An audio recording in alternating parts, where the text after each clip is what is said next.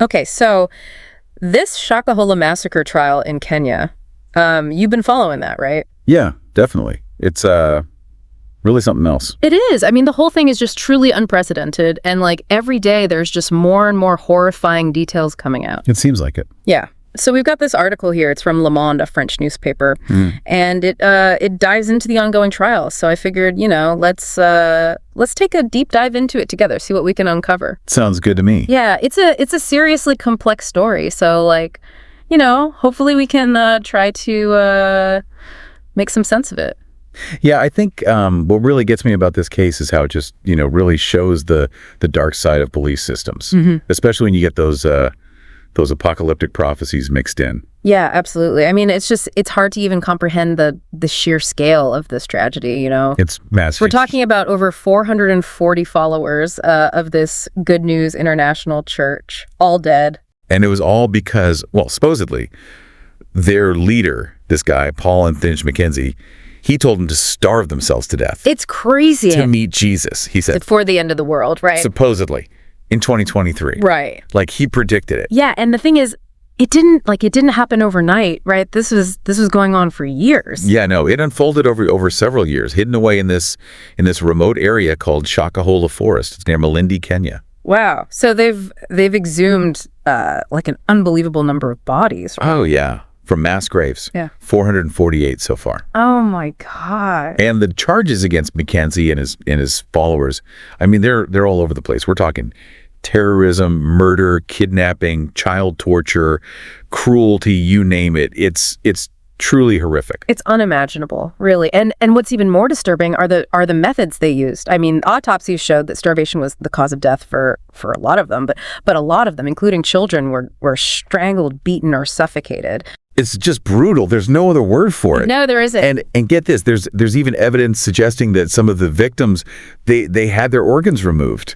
Seriously? It's crazy. That's awful. We don't know why. It's unclear, but yeah. I mean, it just points to a level of calculated cruelty that's hard to even fathom. It really is. So we talked about Mackenzie's charisma before. Like, what did he actually do to gain this kind of unwavering loyalty from his followers? I mean, How did he lead them down such a dangerous path? It's a good question. And I think it really comes down to his apocalyptic teachings. Like that was the core of his power over them. Right. He was preaching about the end of the world, set for 2023, telling everyone to renounce their worldly possessions. Oh, wow. And to embrace this life of extreme austerity to prepare for the second coming of Jesus. Right. So this wasn't just like a small group of people either, right? This was an actual church. Yeah. It was shut down by the government, right? What? That's right. Back in 2019. You were 19. Yeah. But, Mackenzie didn't stop there. He just moved his followers to this more remote area, the Shakahola Forest. To get away. Yeah. I mean, it just isolated them even more, Yeah. Really solidified his control. And they were all preparing for this supposed apocalypse. That's wild. And how, I mean, I guess the question is, how did he get so much influence? How do you convince so many people to literally starve themselves or even their own children to death? Well, I mean, I think Mackenzie, like a lot of cult leaders, he probably took advantage of some pretty common human vulnerabilities. Yeah. The desire for belonging, for purpose, for certainty. Okay. The world can feel pretty chaotic, unpredictable. Right. And his message, well, it offered this kind of twisted sense of security, of meaning. Starvation wasn't death; it was a pathway to salvation. It's just mind-boggling. Like, how do you distort their perception of reality to that extent? Crazy. Yeah. And now the trial itself is underway. It started August 12th, 2024 in Mombasa. And there are over 90 suspects. Wow. Including Mackenzie's wife. Wow. That's I know. That's a lot. Yeah. And they expect it to last for a while, right? Yeah, it's supposed to, I mean, nobody knows how long it's going to go on for, but the prosecution seems pretty confident that they're going to get convictions.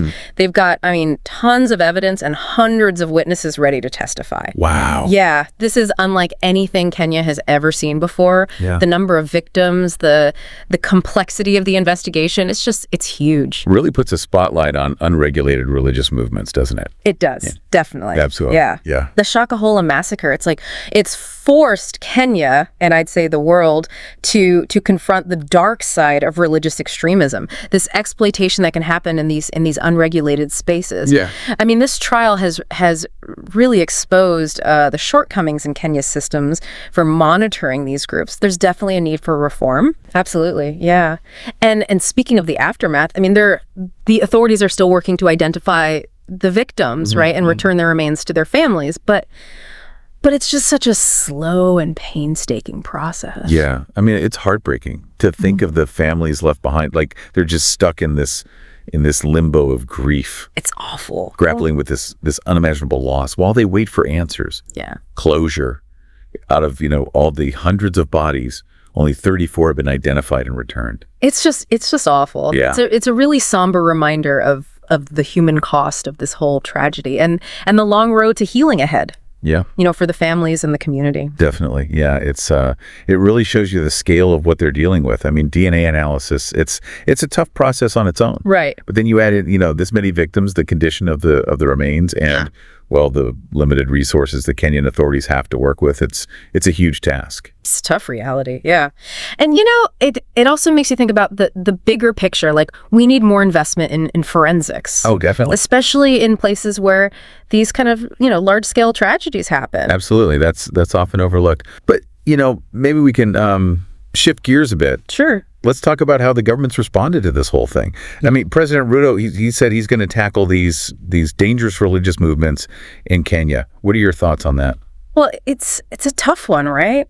I mean, how do you regulate religion without, stepping on people's freedom of belief? That's the $1 million question. Yeah. And actually, there was a Senate report out. It actually criticized the police and the judiciary for not doing more about Mackenzie. Oh, really? Yeah. Interesting. He had a history: extremist preaching, previous arrests. Seems like there were chances to step in, missed opportunities. So, are they basically saying that the system failed, and that's what allowed all of this to happen? Yeah, that's the gist of it. Wow. They say there needs to be clear guidelines on how to keep an eye on these groups. Yeah. And stronger ways to deal with the ones that are, breaking the law. Right. Yeah, I mean, it's walking a fine line, isn't it? Oh, for sure. You've got freedom of religion on the one hand, which is, the foundation of any democracy. Right. But then you also have to protect people. Exactly. Keep them safe from harm. It's a balancing act. And in this case, it's really started a crucial conversation in Kenya. Yeah. And honestly, it's a conversation the whole world needs to be having. How do we find that balance? Yeah. How do we make sure freedom of religion isn't used as a cover for manipulation and abuse? That's a great question. It really makes you think about the psychology of belief. Oh, yeah. I mean, how can people, seemingly rational people, be drawn into such an extreme ideology? What's going on there? Well, it's rarely just one thing. It's usually this mix of social, psychological, and even economic stuff. People who feel isolated, marginalized, disillusioned, they're more likely to be drawn to groups that offer them, a sense of belonging, purpose, certainty. Okay. Things like that. So in a way, Mackenzie was offering this warped kind of security. Yeah. In a world that feels, especially for people who are struggling to find their place, it feels really chaotic and unpredictable. Yeah. And then you add in the apocalyptic stuff with, the talk of doom and the need for radical change. Right. It amplifies those feelings of fear and urgency. Okay. And that makes people more willing to accept extreme solutions. Yeah. This case is just a stark reminder, isn't it? It is. I mean, that these cult leaders, they take these normal human desires, the need for community, meaning something to believe in. For sure. And they twist them. They offer a twisted version. Yep. And all they ask for is absolute obedience and loyalty. That's it. It's scary. It really is. And it's not limited to religion either. Oh, you're right. You see this kind of manipulation everywhere. Political movements, online communities, even in personal relationships. Right. The underlying patterns are often the same. That's a good point. So it's about being able to see the signs, right? Yeah. Those red flags that tell you someone's trying to control your thinking or take advantage of you. Exactly. We got to be, critical thinkers. Question authority. Yeah. be wary of anyone who says they have all the answers. Yeah. Or demands you follow them Yeah. without question. That's crucial, especially in today's world. Right. With all this misinformation and all these manipulative tactics going around. It's tough to navigate. It really is. Yeah, so it's all about giving people the tools to think for themselves, right? To be careful about the information they take in and who they choose to hang out with. Absolutely. And we need to encourage open dialogue, critical thinking. Yeah. Where people can question things, challenge ideas without being afraid. That's how you build strong communities, ones that can resist these extremist ideologies. I like that. So beyond the immediate horror of this tragedy, there's some pretty profound lessons here. Oh yeah. About belief, about unchecked authority, about the importance of thinking for yourself to protect ourselves and our communities. You've hit on something really important there. This whole thing, it shows us how much we need to educate people. Yeah. About the tactics these cults and these manipulative groups use. People need to know how to spot the warning signs, understand the psychology behind it all. Yeah, and it's not just about protecting ourselves either, right? It's about creating a society where people feel like they can, speak up, ask for help without feeling judged or being afraid of what will happen to them. Exactly. If they get caught up in these situations, or if they see someone they care about, getting sucked in, that's where support systems and mental health resources are so important. Right. Counseling, education, these things can help people develop resilience, build up their critical thinking skills, make them less susceptible to these kinds of extremist ideologies. It's like this whole tragedy has exposed these cracks in our systems. Yeah. The lack of oversight, the need for more mental health resources. There's so much we can do better to protect people from being exploited. It's true. Yeah. It's a complex problem. And it needs a complex solution. And it's not just Kenya either. We're seeing these extremist ideologies popping up all over the world. Yeah, it's a global thing. It's fueled by social media, economic anxieties, political polarization, you name it. Yeah, social media, that's a whole other can of worms. Yeah. It's become this breeding ground for misinformation, conspiracy theories. It's harder than ever for people to separate fact from fiction. Right. And they fall for these easy answers to really complicated problems. Yeah, it's more important than ever to teach people about media literacy, how to think critically about the information they're getting, right? How to spot propaganda, how to see those manipulative tactics online, and to understand how these algorithms can shape what we see, what we believe. Yeah, this is a lot to take in, but I think it just shows how important it is to talk about these things, even when they're hard to talk about. Yeah. To shine a light on these uncomfortable truths. The Shakahola massacre, it's a horrifying tragedy, but it's a wake-up call. It is. It's telling us, hey, look at the vulnerabilities in our systems. Look at the vulnerabilities in ourselves.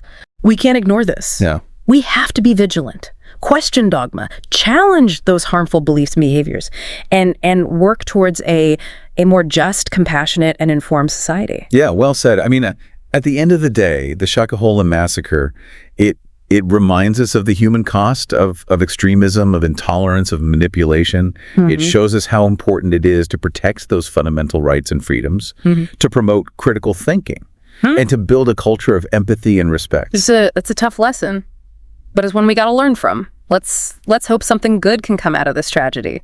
That it can spark some real change, prevent something like this from ever happening again. I hope so too. Well, thank you so much for joining me on this deep dive into the Shakahola massacre. It's been a heavy topic, but an important one. And to our listeners, we hope this episode has given you some insights into all of this and maybe even inspired you to do some reflecting of your own. Remember, knowledge is power, and by understanding these complex issues, we can make the world a safer, more informed place. Stay curious, stay informed, and stay engaged. Until next time, keep diving deep.